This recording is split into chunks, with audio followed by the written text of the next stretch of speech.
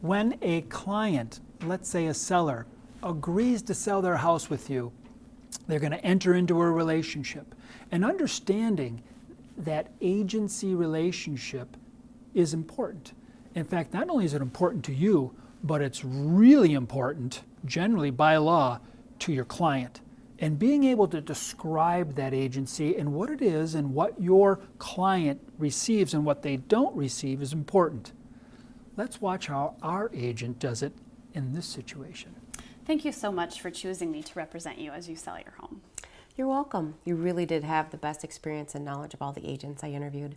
Well, I'm glad to hear that. So now that I'll be representing you, I want to tell you a little bit about how that relationship works. Oh, okay. So I will be acting as your representative in the specific act of you selling your home.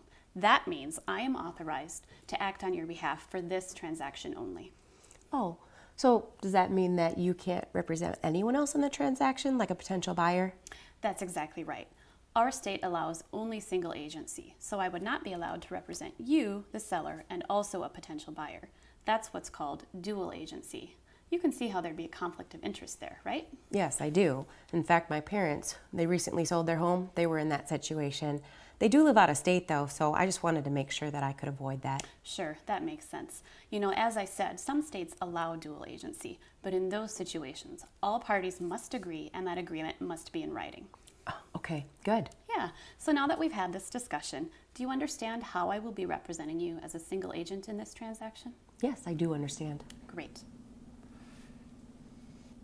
Working with a seller or a buyer and creating a contract or representation agreement is what we do. And understanding your role, what type of agency you're providing in that situation is critical. Not only to you, but to your client, so that your client knows who you are representing at all times. In fact, what each party to the transaction, who's representing who in each transaction is important and critical. In our example here, our agent was in a single agency state only. I can tell you there are states that only have single agency. There are some brokerages that only allow single agency.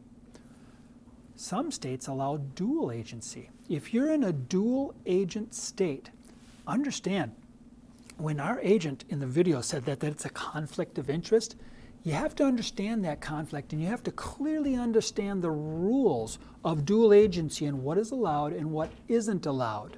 Because by its nature, it's a conflict of interest to think that you can successfully negotiate for both a buyer and a seller at the same time, getting both of them what's best for them. That is a conflict of interest, and generally there are rules on a state level as to how you must operate in dual agency situations. Once again, agency is all about representation. Who is representing who in each transaction? Make sure you have a clear understanding and your clients have a clear understanding.